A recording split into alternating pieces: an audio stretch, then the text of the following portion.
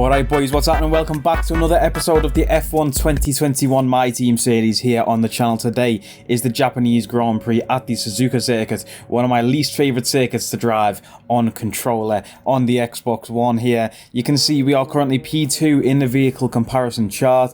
It's not really anything to go off for like 100% fact, this chart, you know, because we are not P2 in the drivers, and Red Bull are performing even better than the Mercedes, so it's not like Mercedes are miles ahead of Red Bull there as they are in the chart. You know, last season in the Japanese Grand Prix we did finish 14th in that one there, so hopefully we can improve on that this year in this season's race, and we can replace our gearbox for the last 6 races of the season now, as our previous gearbox has fulfilled the required number of races. So getting into Japan now, this might be one of the circuits that I leave off next year's grid, or calendar I should say.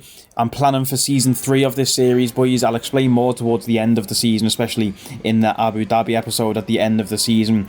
I'm looking to do a shortened season for season 3. Financial reasons included in that. Our car is going to be lagging behind. In fact, I may as well explain it now while this qualifying session's on. So we are struggling for money at the moment. And we do need to upgrade our facilities. Our facilities are obviously stagnant. We haven't upgraded the car in quite some time because we need our facilities to get to spec 3. I'll pause my thoughts as I just discussed this section right here. This is so hard to drive on controller, this S's section, similar to Maggott and Beckett's in Silverstone, but Maggott and Beckett is a lot easier than this S's section in Japan. And obviously the S's from Japan are replicated in the USA Grand Prix, which is the next episode after this one. So, you know, if I'm struggling in Japan, I'm going to struggle in America. A little shout out to the next episode that you will watch on Friday, I think. I don't even know, don't quote me on the upload schedule. You know, you get a race every Monday and every Friday, so if this video is up on a Monday, you'll see the next one on Friday and vice versa. So anyway, like I was saying, we need to upgrade our facilities to get to spec 3 so we can further progress our car. Otherwise, we're just going to fall behind the field. But I did want to save up and get a really big teammate for the next season. But with the fact that we do have to prioritise developing the car, developing the facilities, it means for the next season we're probably going to have to get someone really cheap as our second driver, which is why I want to do a shortened season. I think you can do 14 races or 16 races in a season. We're obviously going to have new tracks on there as well. We'll have Imola, we'll have Portimao in there, but I'm definitely looking to leave some tracks off, do a shortened calendar, a shortened season, and then be able to move on to season 4 with a fully developed car, a big teammate in that second seat as we go out in P18 there in qualifying. But yeah, a big teammate for season 4. Hopefully you back that idea. Let's get to the race. We come to you live today from the Mie Prefecture in the south of Japan's Honshu Island for a race that has seen many title deciders over the years. Some simple, some controversial, but all contributing to a legacy that makes the Japanese Grand Prix an indispensable stop in any Formula One season. A lap of this historic racetrack covers 3.6 miles, and it's the only time during the season that we race on a figure-of-8 racetrack. The drivers can expect some intense G-forces through the 18 corners on offer here as they experience some of the highest average apex speeds on the Formula One calendar. And keep an eye out for overtakes going into the final chicane. Also here, of course, is Anthony Davidson. Now, can I get your take on Max Verstappen? That was a great win in the last race. Can they keep that momentum going this weekend? It's always nice to come into a Grand Prix weekend on a high, but your expectations are based much more on your practice and qualifying runs. So it's the momentum from those sessions that they'll be hoping to carry into the race today.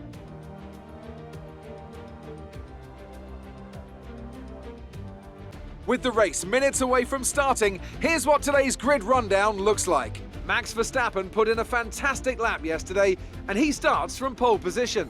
And Valtteri Bottas will line up alongside. Considering the rest of the grid, we have Hamilton, Perez, Charles Leclerc and Norris. They'll be starting further back after an earlier grid penalty. Stroll, Russell, Giovinazzi and Nico Rosberg. They've taken a grid penalty. The owner driver, Sainz, Fernando Alonso and Gasly, Mazepin, Vettel, Yuki Tsunoda. They'll be starting further back after an earlier grid penalty. And Daniel Ticktum, Latifi, Mick Schumacher, Ricciardo and Esteban Ocon rounds off the grid. And with lights out just moments away, it's time to go down to the track. So boys, Nico Rosberg in P10 there, and we are in P11. We qualified P18, but everyone's took a grid penalty. Well, not everyone, but a lot of people are taking grid penalties. So we are actually going to be up in P11 on the starting grid alongside Nico in that 10th spot in front of us. So that is absolutely massive for us in this session. Let's get into it. One-stop strategy is lights out and away we go in Suzuka, and what a start that is compared to Giovinazzi in front of us. We overtake Giovinazzi straight away off the start, heading down into turn 1 now. We're going to be wheel to wheel with Nico Rosberg, who tucks in behind us, and he's come out alongside us wheel to wheel with our teammate through turn 1. We go a little bit wide on the exit. It allows Nico to get ahead, but we're going to push ahead heading into the S's. We're going to stay ahead of our teammate Nico Rosberg as we chase down George Russell as the car in front of us next. The grid is completely jumbled up. There's a yellow flag behind us and somebody has spun and off the track. It looks like an Alfa Romeo has spun off the track just behind us coming through the S's. You can see there it is going to be the Alfa Romeo of Antonio Giovinazzi spinning out there. Let's see what happened to Giovinazzi. This is on board with Gasly just behind Giovinazzi. You can see he tries to make a move up the inside of Nico Rosberg and gets on that curb and just overcorrects the car. Look at that. Absolutely flies off the track. You can see here, I don't know if there's contact between the two there. It doesn't look like it. He gets on the throttle on that curb and overcorrects it, dumps it into the gravel trap there. I wonder if he'll be able to make it out of the gravel trap. We can see another replay from above of that incident as he does spin there, and it looks like an Alpine behind him has also spun off into the wall, and it's going to be Esteban Ocon wheel to wheel with a Ferrari, and Esteban does the exact same thing, manages to keep it out of the wall, and he's going to have to reverse out of the grass. His tyres are going to be gone. What a camera shot that was, seeing them two cars spin opposite ways there. But we come around the outside now, get on the grass a lot. I don't know why we went on the grass so much there, but that allows Nico Rosberg, our teammate, to overtake us. We're down back into P10. But like I say, this grid is completely jumbled up. You've got George Russell in the Williams in P8, Lance Stroll in an Aston Martin that's not very good this season in P7. So we're looking to overtake Russell and Stroll as quickly as possible and then get to Lando and maybe compete with Lando and Charles. I think the top 4 are just completely out of reach for this whole season, to be honest. The Mercedes and Red Bull, they are just ridiculously good. But hopefully me and Nico can clear George Russell as quickly as possible and Lance Stroll, and maybe give each other DRS and pull each other along the track to go ahead and attack Leclerc and Norris for those P5 and P6 spots as we head now into 130R, which is the name of this corner. Rosberg right up the gearbox of George Russell, but we're going to get a massive launch into the chicane here. We go up the inside of Rosberg, very Senna and Prost-esque as we come through the chicane there. We're going to be up into P9 now, and we are going to chase down George Russell down the home straight. We can't get him into turn 1, but once DRS does get activated, we're looking to stay within that 1 second gap. We go very deep on the hairpin there. That allows Nico Rosberg to come up the inside of us and make an easy move as we go late on the brakes into the hairpin and completely miss the apex. You can see Nico now is on board of that moment as we go deep. We actually get on the grass, and that's what throws us off in the slowing down section or the braking zone of that corner there for the hairpin. Getting on the grass like that completely threw us off. But it's into the next corner now. We're going to try and attack Nico Rosberg, and we go flying off the track, nearly go flying into the back of Nico's car there. Nico brakes so early, we kick up some gravel there. Absolutely all over the place on this lap for us currently, as we are going to chase down Rosberg again, heading into 130R. And for some reason, we must be running less downforce than Nico. We had the slipstream there, of course, but I feel like we seem to be a lot faster than Nico in a straight line. Obviously, you can't get to see what setup your teammates use, which I wish you did. I wish I could see what setup your teammate had on. I don't even know if they use any setup or if it's just the default. But that would be cool to see. As DRS is now activated, we are just out of range of DRS. Heading into turn 1, Nico Rosberg makes a move on George Russell and manages to clear the Williams of Russell. Like I said, that was very important to do. This is the onboard of that move from Nico as his DRS on down into turn 1. Very simple, very easy overtake for a driver of his caliber as we come through now. And this is my new favourite camera shot of the whole game. Look at this. This is absolutely brilliant. As we skip forward a few laps to lap 5, we're still down in P10. But Daniel Ricciardo, who's fighting from the back after a grid penalty, has made a move on Daniel Ticktum, and he moves up into P16. We can see a replay of that move now. Going around the outside, heading into 130R. He's just going to have a lot more straight line speed.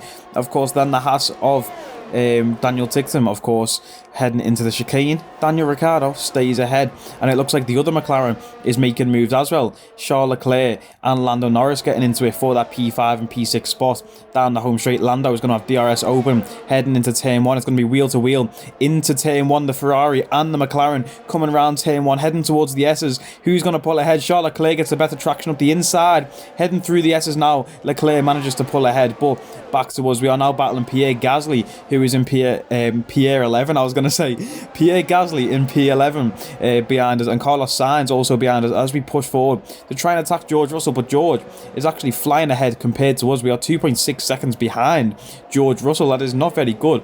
He's in a Williams, you know, we were just absolutely bottling it through the S's here. As you can see, we allow Pierre Gasly to try and make a move around the outside, but we're going to hold Pierre and Sainz and Vettel behind us. You can see a nice little 4-car train there as we run wide again. I was all over the place in this race. I found this track so difficult to do on an Xbox controller. Cannot wait to get a Fanatec wheel and pedal setup as we lock up a little, heading into the hairpin there. Pierre Gasly right on our gearbox, Carlos Sainz and Sebastian Vettel and Yuki Tsunoda not far behind, with Daniel Ricciardo down in P15 also looking to make moves up the field in that strong McLaren. The McLaren have had a lot of good development recently in the vehicle comparison chart, you know, and they've been absolutely climbing up there. I think the McLaren have now overtaken Ferrari, but we are going to box this lap. It's lap 9, sorry. And Pierre Gasly is going to be able to make the move into turn 1. He's going to throw us off our line a lot. We're going to be very slow and wide as Carlos Sainz pushes us off the track there, coming out of turn 1. Wheel to wheel with Sainz now through the S's. It's not good to give up track position when you're about to box. Pierre Gasly, you see how far ahead he is already, because we are having to battle with Carlos Sainz, but we've got a massive train behind us. Sainz, Vettel, Tsunoda, Ricciardo has came to join the fun now. Like I did say, he's got pace. Look at this 5-car train on lap 9 here as we hunt down Pierre Gasly, who is now flew ahead. Had gained a 2-second gap. We held him behind for so long, but he's got ahead of us, and through sector 1 and sector 2 he's gained a 2-second gap as we head into the hairpin now. And you can see there 2.6 seconds Pierre Gasly ahead, and it's looking very unlikely that we'll get into the points. George Russell, who was once 2 seconds ahead, is now 7 seconds ahead. So we're going to need a drive of our life. We're going to need to rely on this one-stop strategy that we do have if we want to get into the points. Of course, we're boxing this lap 9, going onto the hards, which will last us until the end of the Grand Prix. Hopefully, you know, that strategy that we are using will help us gain those places back.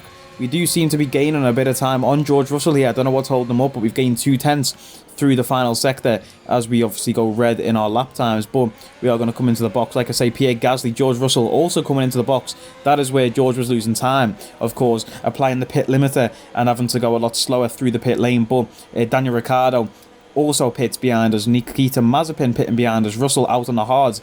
Leclerc out on hards, Gasly out on hards. So we're all going for this one-stop strategy by the sounds of things, as we have a very slow 3.1 second pit stop there. That is not very good. We come out of the pit. Daniel Ricciardo just behind us, coming out of the pits. Obviously cleared 2 cars there, Ricciardo, by pitting early. You know, he had Vettel and Tsunoda in front of him, and coming into the box there, he has cleared those cars, and now he's behind us. Good strategy from McLaren as we come across the line, and we are going to overtake Esteban Ocon, Nicholas Latifi, and also Carlos Sainz just coming out of the pits through turn 1. And you can see there Sainz, who was behind us, was he? Or had just got in front of us at the end of the lap where we boxed. Sainz with the overcut, of course. He's ahead, you know, he's going to be 1 second ahead. Once a car gets ahead of me in Japan, I'm not going to catch them. We overtake Giovinazzi, who's in the pits for soft tyres as well. And yeah, we're chasing down Sainz. He's out of DRS range, unfortunately. We have tried to keep within that range to just get pulled along by Sainz, but unfortunately, that is not the case. We're down in P16 though. We've lost a lot of positions. We were in P10 at one point in this race in the points. We were at P9 at one point in this race.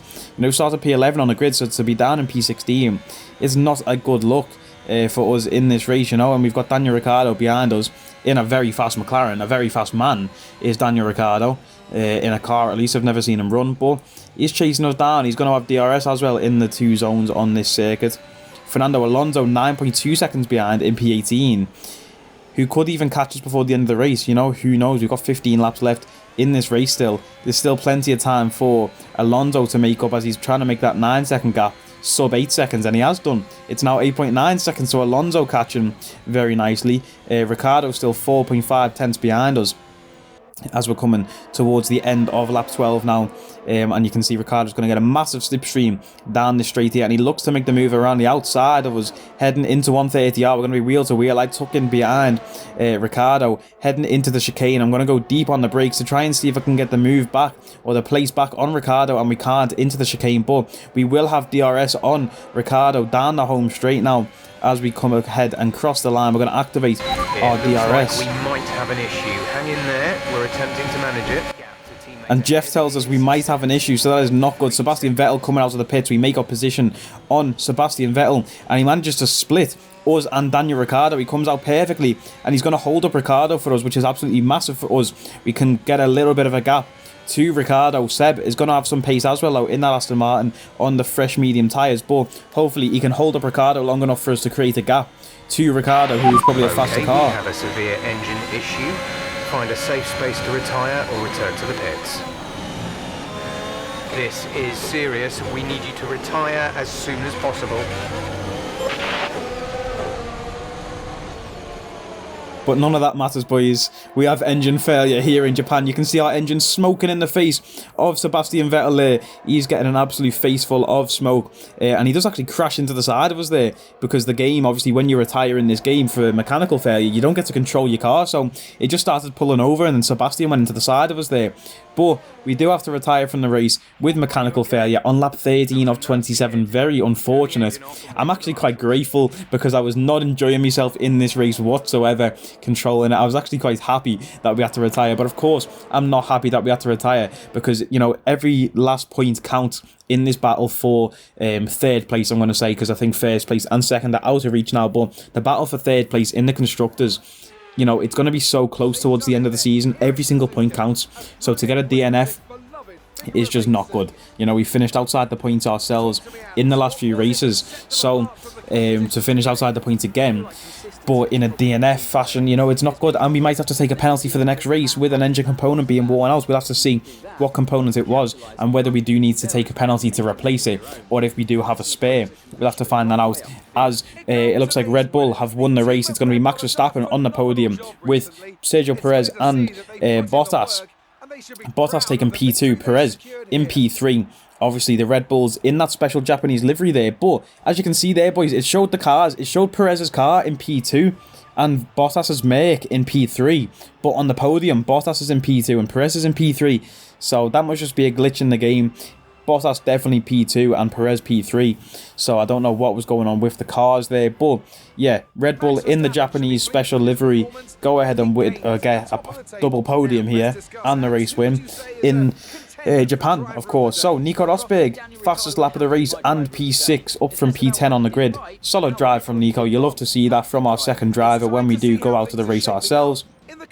Shame he could not pass Lando and get into that P5 spot. But Carlos Sainz and Daniel Ricciardo in P8 and P9. Very unfortunate, because that is probably where we would have ended up. You know, we were battling with Daniel and Carlos this whole race. We probably would have ended up between those two, or in and around those two, if we did finish the race ourselves. So we would have been in the points. It would have been little points, but like I say, every point counts. As we look at the driver standings here, and Bottas moves above Sergio Perez by 1 point, every point counts. And Red Bull pull away even further in the constructor standings. It looks like this is going to be them this season. We have a little dilemma here. We go ahead and decline that because I don't want to spend any cash. Like I say, we're trying to save our cash. We get an email about the mechanical failure and get 0 resource points for it. You normally get resource points when you have mechanical failures, but I guess they didn't want to give us one. So it was the MG UK which did fail in that race. We had used that the same component in the last race in Singapore, so it was weird that it didn't fail there, and it decided to fail here in Japan. Pretty ironic, because we do have a MG UK reliability upgrade going on right now in that section in the tree, so it's a shame that couldn't come in earlier. Might have prevented the failure, but we go ahead and advance to the United States Grand Prix, which, as I'm recording this, is actually tonight, Sunday. Yeah, well, Sunday the 24th of October is when I'm recording this video. I do pre-record a lot of these races, so looking forward to the USA Grand Prix. And yeah, I'll be able to discuss that in another video in the future. But anyway, boys, if you did enjoy this video, like, comment, share, and subscribe. You know the vibes. I will catch you next time. Take it easy.